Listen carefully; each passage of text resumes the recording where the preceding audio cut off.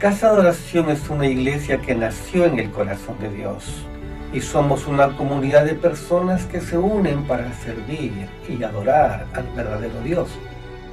Somos una familia que espera con las puertas abiertas a cada pequeño, cada joven, a cada anciano, a cada familia, a quienes están enfermos y sin esperanza, a quienes están afligidos y no encuentran paz, a quienes se reconocen como pecadores y necesitan el perdón de Dios, a quienes buscan la verdad, a quienes necesitan un camino y anhelan un propósito, a quienes requieran un refugio y precisan soluciones, sobre todo para conocer a Dios. Estamos muy contentos que hayas llegado a esta casa, ya que nuestra casa es tu casa. Al estar aquí, ya eres parte de nosotros y de nuestra familia. Ya no estás solo. Bienvenido a casa.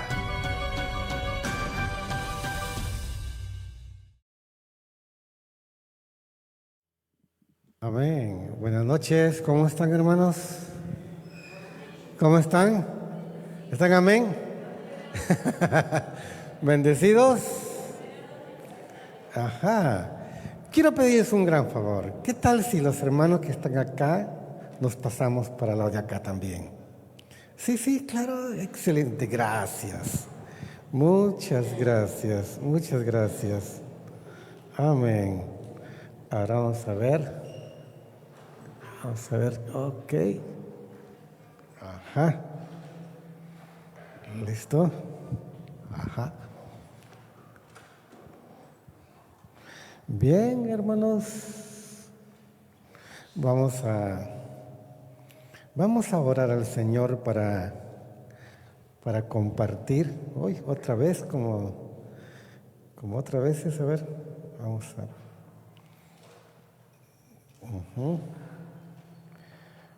Ok, vamos a ver si se deja trabajar. Gracias. Vamos a orar al Señor, hermanos. Bendito Dios, queremos darte gracias porque tú estás aquí en medio de nosotros. Oramos a ti, Señor, pidiendo perdón, Señor, por nuestras faltas, por nuestras equivocaciones, por nuestros errores. Oramos a ti, Señor, para que la preciosa sangre de Jesús nos limpie de todo pecado y de toda maldad. Gracias, Señor. Bendito eres mi Dios. Bendito eres tú, Señor. Oramos a ti en el nombre de Jesús. Amén. Amén, hermanos. ¿Qué tal si le quitamos un poquito la ganancia porque hace un eco? Está haciendo un eco ahí. Ajá. Y como que me desconcentra. Ustedes escuchan bien, ¿no? Está perfecto y claro. Perfecto. Bien, hermanos. Cuando yo comencé a servir a Dios, tenía 20 años, muy jovencito. Yo soy piurano, exactamente de Chulucanas, y entregué mi vida a Jesús en la casa de oración de Chulucanas. E inmediatamente después que entregué mi vida a Jesús, comencé a servir, acompañando a los evangelistas, a los misioneros, en un plan de plantar nuevas iglesias. Así crecí, ahí crecí. Y tenía 20 años y comencé a experimentar lo bonito que es ver cómo una iglesia se inicia. Así que hay un lugar que que recuerdo muchísimo entre todos los lugares que he estado, una iglesia que está en un lugar que se llama Malacací. Malacací está en el Alto Piura, en la misma carretera que lleva para Huancabamba. Tengo bonitos recuerdos y siempre cuando me pongo nostálgico, cuando me da un poquito de nostalgia, comienzo a recordar los lugares donde yo he estado trabajando, sirviendo al Señor, y recuerdo a los hermanos de Malacací. Muchos de ellos ya han muerto, pero los recuerdo. Y muchos de ellos eran jóvenes y ahora no están jóvenes, ya son abuelos. Mire, estoy hablando más o menos de unos 40 años atrás. Ya usted ya saca su cálculo cuántos años tengo. Cuando estuve en la selva, hace poco allá por la selva de Saramiriza, San Lorenzo, Industrial, y yo le pregunto a los hermanos, ¿ustedes cuántos años creen que yo tengo? Y de verdad que han sido muy generosos conmigo, porque me han calculado 40. Ay, de verdad, y demasiada bondad, demasiada generosidad conmigo. Por un momento me la creí, pero la verdad que yo tengo 61 años, ¿no? Hago deporte todavía, así que todavía juego por ahí mi deporte. Pero comienzo a recordarles, como les digo, hace 40 años, recuerdo rostros de niños. En una ocasión yo recibo una llamada telefónica y me dice, hermano Eber, ¿se acuerda usted de mí? Bueno, le digo, por teléfono es difícil saber quién eres, dime nomás quién eres. Y me da su nombre, y claro que la recordaba. Había sido una niña, aproximadamente entre 10 y 11 años, que le conocí. Y yo siempre estuve dando enseñanzas, capacitaciones, y ella se convierte en la más pequeña profesora para los niños de la escuela dominical. Así que cuando ella me llama, ya estaba casada, tenía una hija, y claro que me recordaba de ella. En otras oportunidades me he encontrado con hermanos que dicen, hermano Eber, ¿te acuerdas de mí? Le miro el rostro, así casi como hace el celular cuando te capta la imagen. No, nada, no me acuerdo. Dame una señal. ¿Se acuerda, pastor, de ese lugar que se llama Buenos Aires? Claro que me acuerdo. Una más, dame una más. Así que le voy sacando. Me dice, pastor, ¿se acuerda que una vez usted predicó? Yo no soy evangelista, pero esa vez hice un llamado ahí, estaba muy efusivo yo, para que quien quiera entregar su vida a Jesús. Hermano, ¿sabe qué? Pasó una sola persona. Habían como 60, 70 que estaban ahí, pero una sola persona pasó. Me dice, pastor, ¿se acuerda que usted hizo un llamado y solamente una persona? Claro que ahí sí me acuerdo. Pastor, esa persona soy yo. ¿Y qué haces ahora? Dice, soy egresado del seminario bíblico y ahora soy pastor. ¡Wow! ¿Se imaginan ustedes? No lloré en ese momento porque me hice el macho ahí, bien envalentonado, pero estaba quebrado por dentro de cómo podía encontrarme con hermanos así. Y saben ustedes que cuando leen ustedes la primera carta de Pablo a Tesalonicenses, él vive exactamente lo que yo les acabo de compartir acerca de mi vida. Cuando lean ustedes nomás, lean el primer capítulo de Primera Tesalonicenses, vamos a leer unos versículos aquí. De verdad que usted va a encontrar un Pablo nostálgico que recuerda y que menciona cosas de la iglesia, de los hermanos, pero es bien interesante. Por eso es que cuando estuve estudiando, marcando mi Biblia con colorcitos ahí, pude entender los recuerdos gratos que Pablo tiene de la iglesia de Tesalónica. Los recuerdos gratos. Pablo, el misionero, el apóstol, el fundador, juntamente con otros, de la iglesia de Tesalónica. Ahora puedo entender mejor al pastor Leonard, que algunos de ustedes conocen, que es el fundador. Él ya partió a la presencia de Dios justamente en este año. Él falleció casi de 87 años. Pero todas las veces que yo iba a visitarlo allá a Suecia, él me preguntaba, ¿y qué de fulano de tal? Sí, hermano, está congregando. ¿Y qué de fulano de tal? Pastor, no está congregando aquí porque ahora está viviendo en otro lugar. Y se acordaba y comenzaba a preguntar por los hermanos.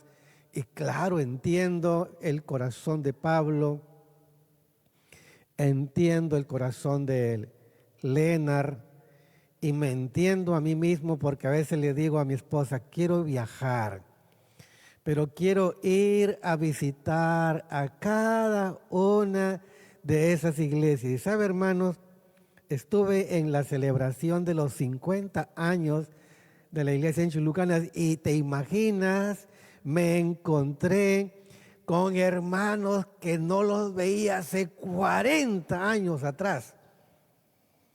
Y cuando me vieron, dice, hermano Ever, vinieron, nos hemos saludado. Me dice, pero ¿cuándo nos va a visitar? Entonces ya le dije, miren una cosa, enero del 2026 voy a hacer una agenda y les voy a pasar la voz a ustedes y les voy a visitar. Así que, hermanos, tengo como 5 iglesias para visitar. Ya hice mi agenda para el mes de enero. Así que celebrando el año nuevo, por ahí me voy a dar una escapadita al norte a comer seco de cabrito. Ay, usted ha comido seco de cabrito, allá vaya a Chulucana. Entonces vemos aquí a Pablo recordando gratamente a esta iglesia y Pablo va a recordar la calidad. Mire, es lo que yo se me vino a la mente poner, la calidad de hermanos. Vamos a ver ahí en 1 Tesalonicenses 2:4. Miremos ahí.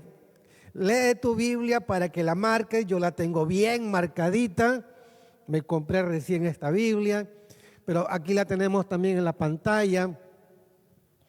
Hoy no está sincronizando, ¿no? Pero veamos 1 Tesalonicenses capítulo 1, 2 y 4. Dígame si ya lo tienen. Amén. Ok, vamos a ver por acá si lo arreglamos. Esto por acá. Vamos a ver. Últimamente no me está correspondiendo, Renato, esto, ¿no? Sí, no sé qué está pasando, se está peleando conmigo, creo. 1 Tesalonicenses 1, 2 al 4 dice, damos, dice Pablo en plural, porque él siempre andaba acompañado. Damos siempre gracias a Dios por todos vosotros. ¿Qué dice a continuación?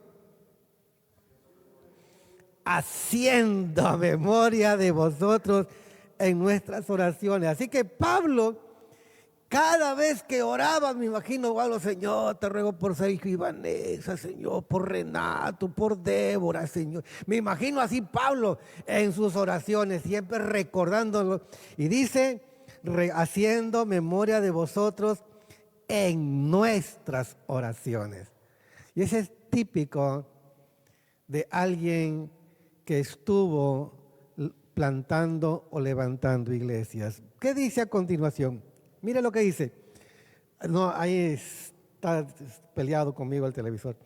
¿Qué dice a continuación? acordándonos sin cesar delante de Dios y Padre nuestro, de la obra de vuestra fe, del trabajo de vuestro amor y de vuestra constancia en la esperanza de nuestro Señor Jesucristo. Aquí vemos tres puntos que reflejan la calidad de hermanos. ¿Qué es lo que recuerda Pablo de la iglesia de Tesalónica? Dice, de la obra de vuestra fe. Uno, marquen ahí uno, de la obra de vuestra fe. Y ahí subrayen la palabra fe.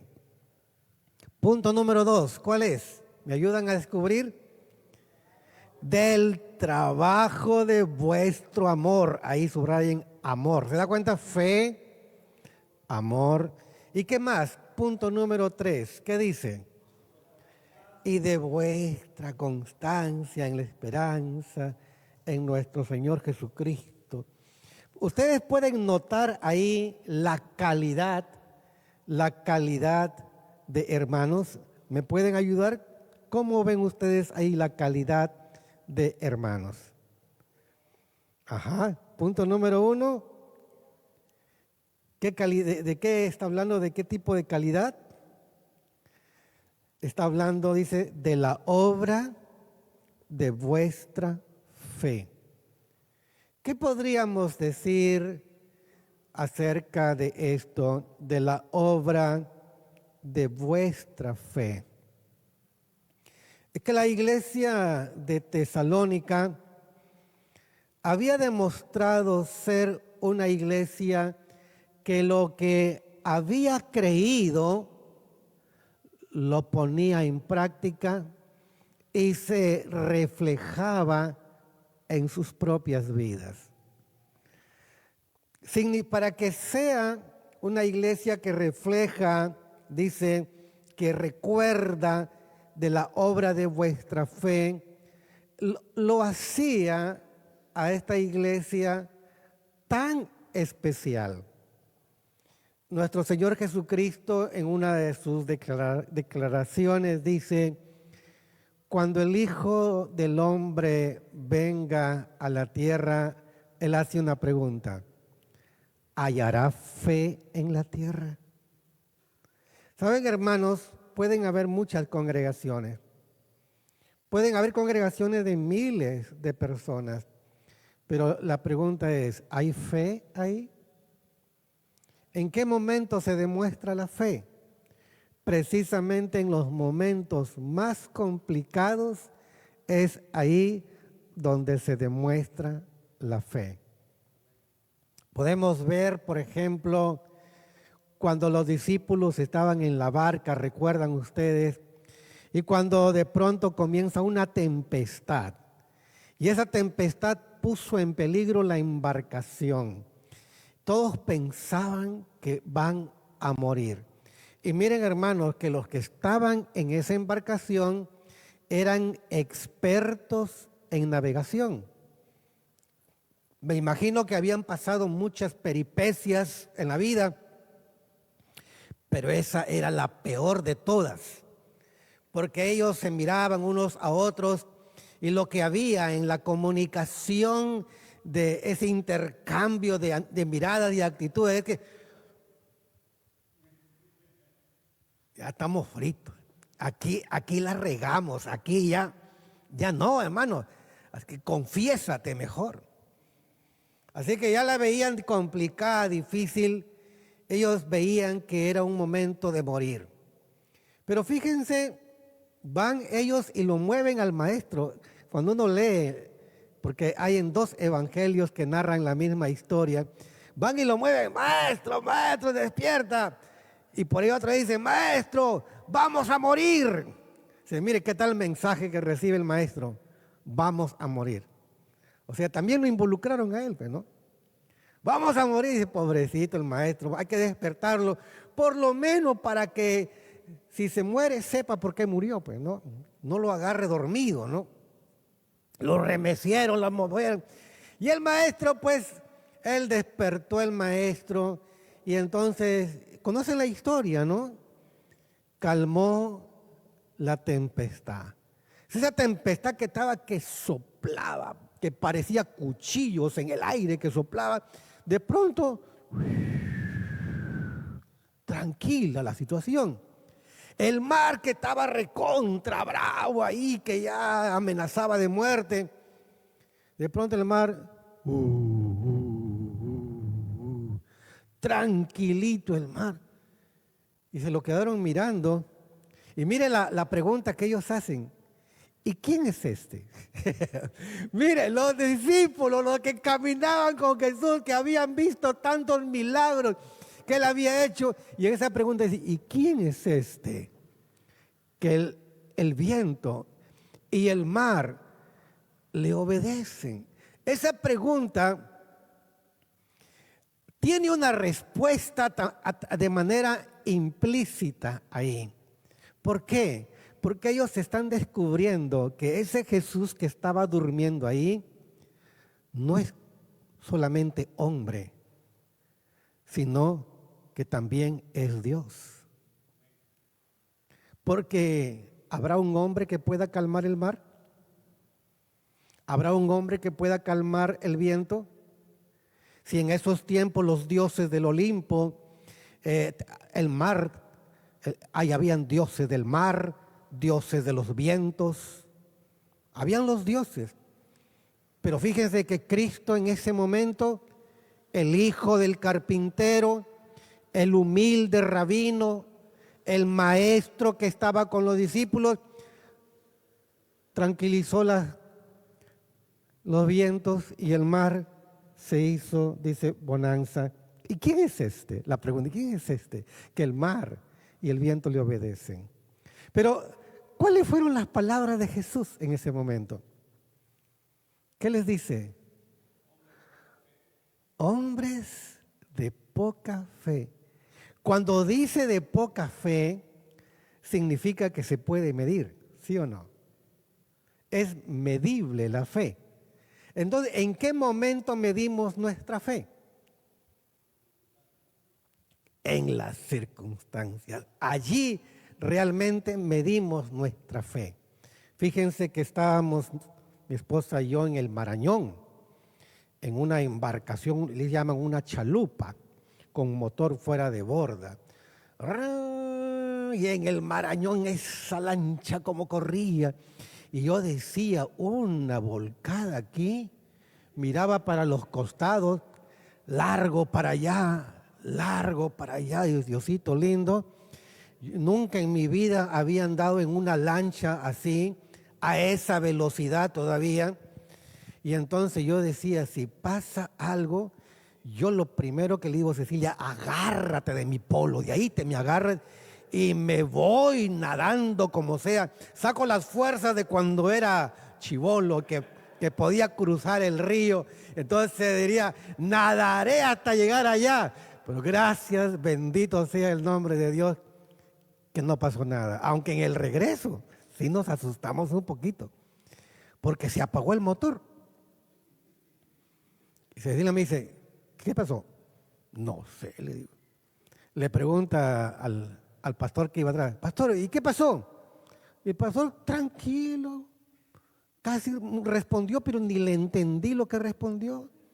Y la chalupa, la lancha comenzaba a retroceder. Dije, chispas, la cosa se está poniendo fea. Miré otra vez para la orilla, para allá.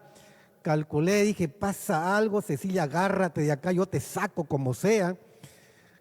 Ya iba José Ricardo también, ya decía, José Ricardo que se defienda. Ya. Pero hermanos, entonces arrancó, finalmente arrancó otra vez y dale otra vez. Parece que era gajes del oficio, ¿no?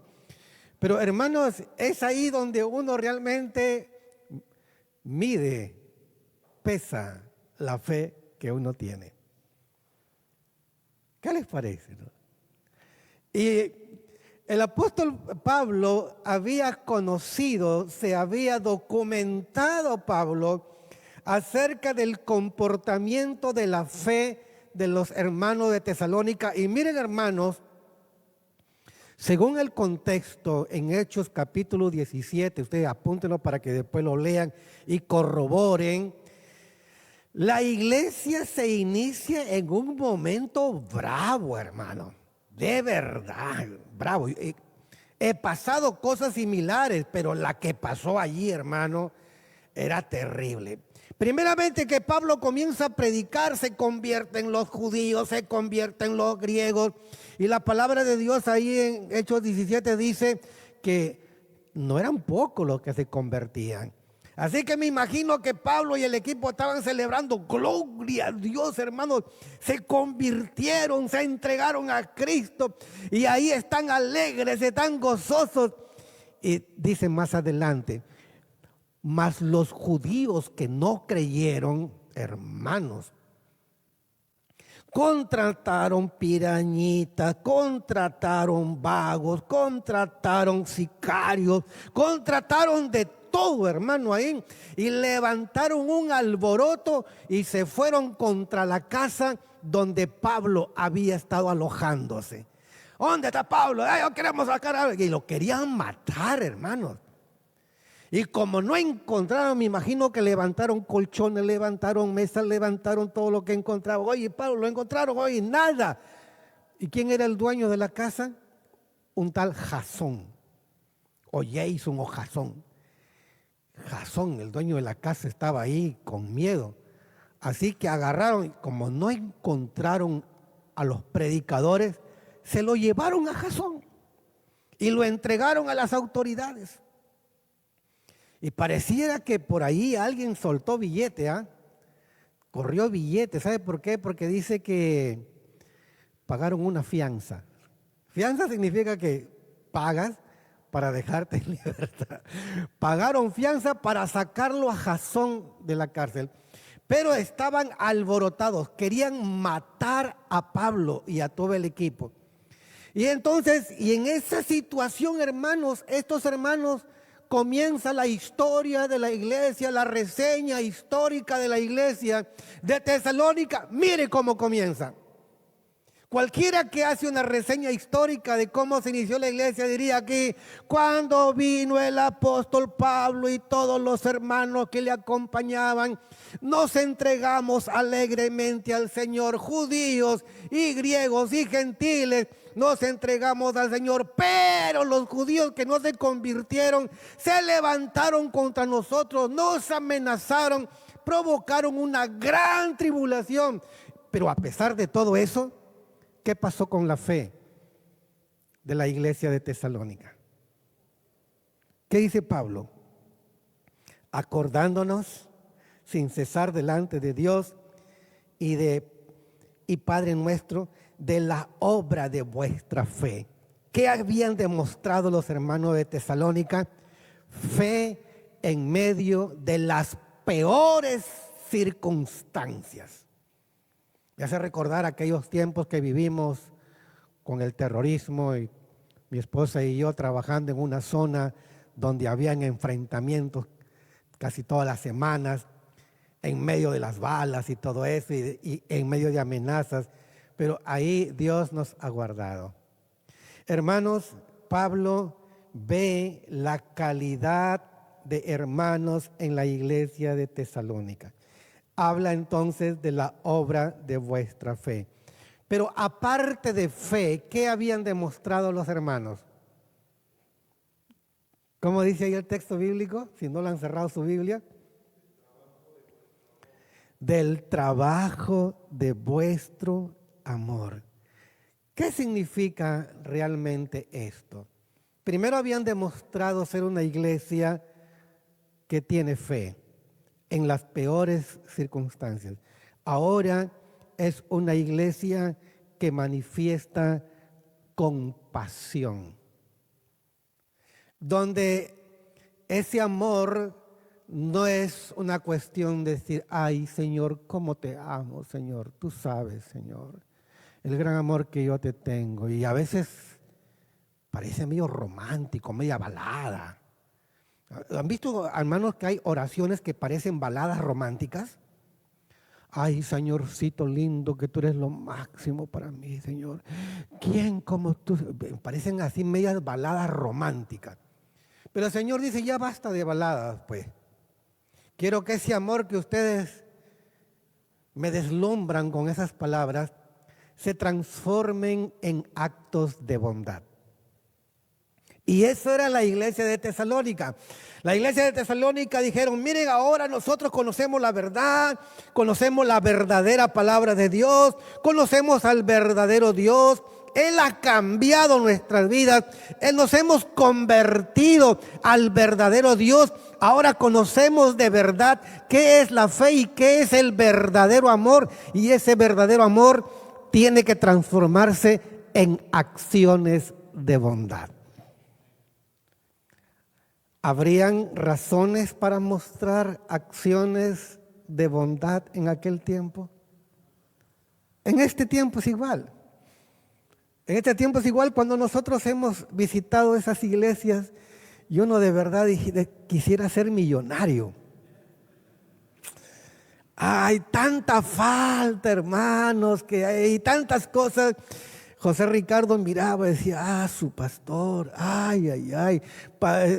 José Ricardo como que quería retirar todo el dinero del banco para hacer algo por los hermanos ahí que estaban en las iglesias ahí.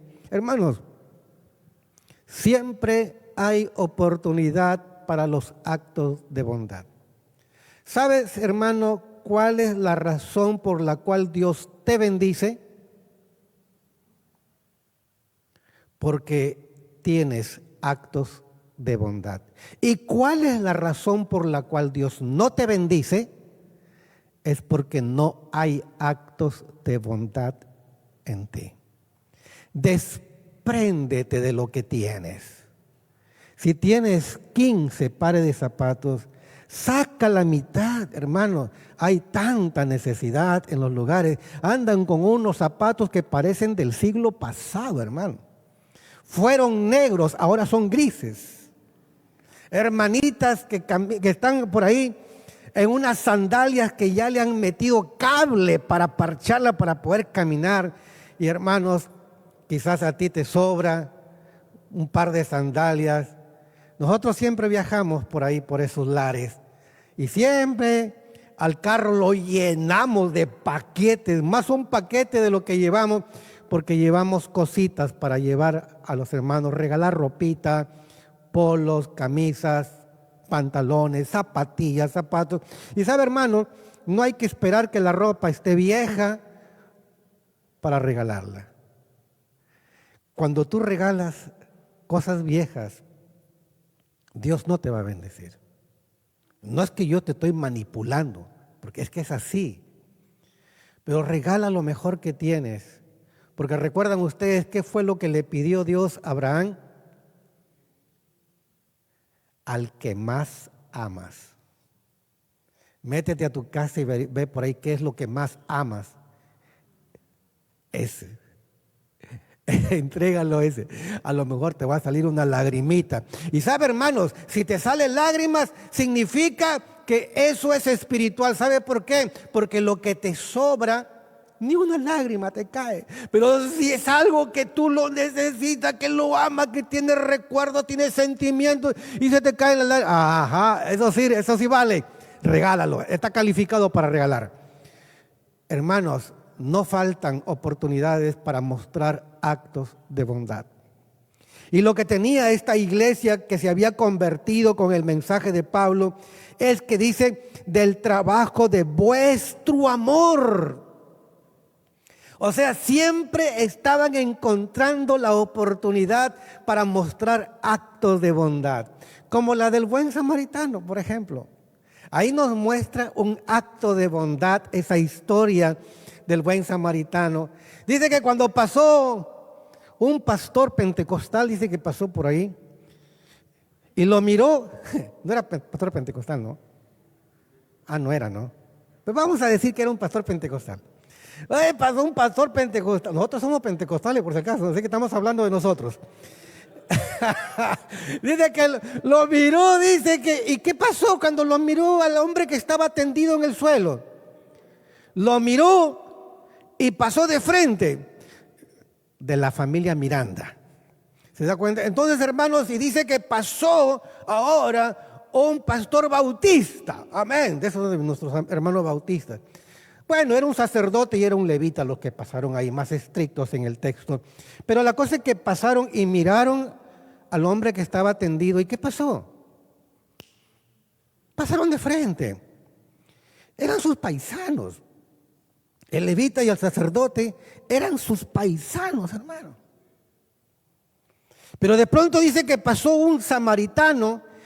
¿Y qué relación hay entre el samaritano y la persona que estaba herida en el suelo? Eran enemigos. No se podían ver. Uno era de la alianza, otro de la U. Así, hermanos, se enfrentaban en cada clásico.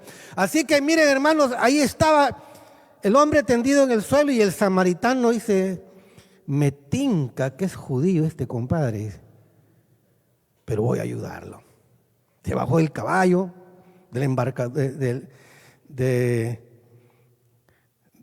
se bajó y ¿qué dice la historia? Lo curó, vendó sus heridas. Y el hombre dijo, qué pena porque yo tengo que seguir el camino. Agarró, lo llevó, me imagino el hombre todo ahí herido, lo mete en un hostal ahí del camino y le dice, por favor, atiéndanlo.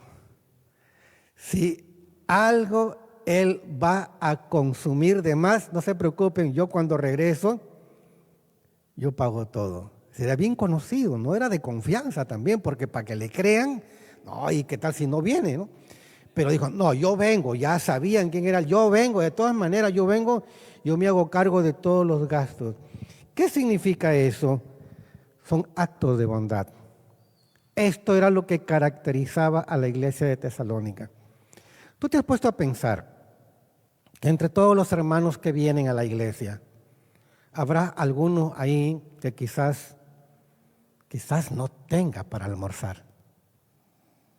O muchas veces, como me he enterado, jóvenes que están en la universidad, se les fue el dinero en los pasajes, se les fue el dinero ahí pagando la mensualidad de la universidad y se quedan sin dinero para comer. Y a veces con un pan la pasan todo el día nada más. Puede haber. ¿Qué pasaría si te enteras de un joven que solamente comió un pan tempranito allá en la esquina con emoliente? Y ese fue su desayuno, su almuerzo y su cena. ¿Podrá uno almorzar tranquilo a veces ahí con tu arroz con pollo, tu seco ahí de res, tu pollo a la brasa, sabiendo que hay alguien que solamente se ha comido un pan? Su hemoglobina se le está bajando ya. Entonces es ahí donde, hermanos, si te encuentras en una oportunidad así, detente. Es el momento, es tu oportunidad, es lo que estabas esperando para mostrar un acto de bondad para con aquellas personas. Amén. Lo que estaba recordando Pablo de la iglesia de Tesalónica era la calidad de hermanos que había ahí. Pero hay una tercera, Sergio, tú que estás ahí siguiendo la secuencia. ¿Cuál es la tercera que tenemos ahí?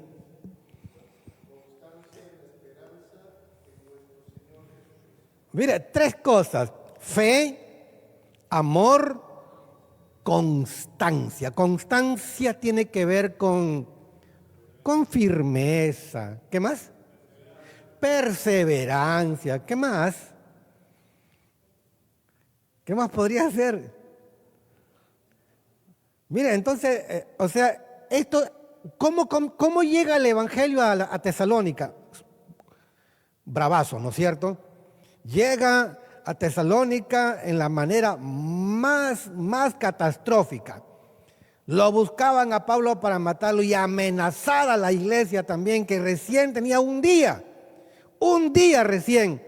Pero a pesar de todas esas tribulaciones que habían pasado, ¿qué mostraba la iglesia? Constancia, perseverancia. Una perseverancia, como dice el texto bíblico ahí, constancia en la esperanza en nuestro Señor Jesucristo. Ellos habían escuchado de Pablo, el Señor viene. Ellos creyeron que el Señor viene. Y es entonces que todos los días ellos siempre tenían esa expectativa. El Señor viene. ¿Sabe, hermano? Que la iglesia pasó por muchos siglos y esa expresión, el Señor viene, se olvidaron. Casi guarda relación cuando habla de las 10 vírgenes. Las 5 que eran, ¿qué cosa dice? Prudentes, y las otras 5 eran insensatas. Pero, ¿qué sucedió con las insensatas? Dice que cabecearon, ¿no? Y algunos estudiosos dicen que esa parte de la parábola que dice que cabecearon, hemos tenido pues desde el siglo II que comienzan a cabecear hasta el siglo XVIII, que otra vez por el siglo XVIII comienza a hablarse de la segunda venida de Cristo. Y comienza, hermanos, con una fuerza, de tal manera que comenzaron a levantarse muchísimas iglesias, comenzaron a levantarse, el Señor viene, como que se despertaron, el Señor viene. Pero en estos últimos tiempos, como que otra vez comienza a descender el entusiasmo de que el Señor viene. ¿Cómo despertamos nosotros en estos tiempos? Estamos apresurados, cómprate el pan y prepárate el desayuno. Yo me cambio que me voy al trabajo, saque el carro para que me lleves por ahí y cosas por el estilo. Pero de pronto no pasó por nuestra mente que el Señor viene. Pero la iglesia de Tesalónica, ellos estaban constantemente, el Señor viene. Y es lo que Dios está esperando de nosotros en este tiempo.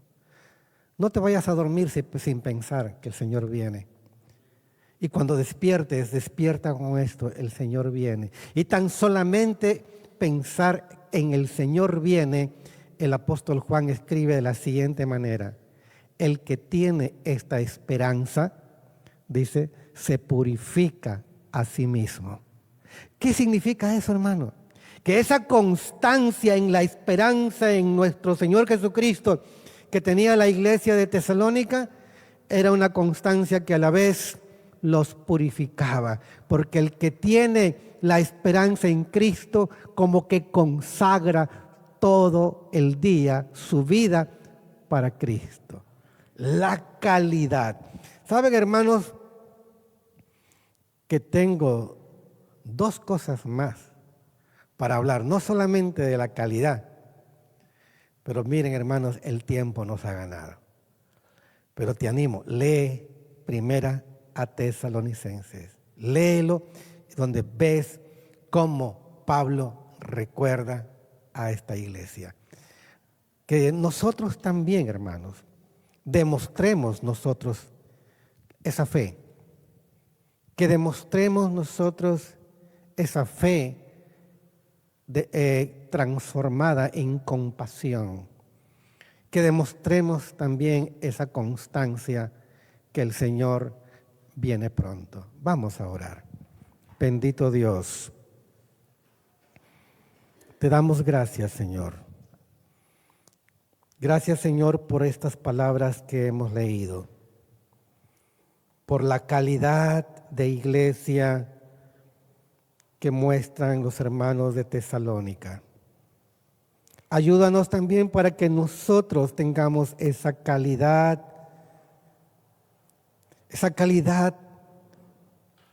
que la demostramos a través de la fe, de la bondad, de la constancia. Señor, a ti toda la gloria y toda la honra por tu palabra, en el nombre de Jesús. Amén. Amén, hermanos. Bendiciones.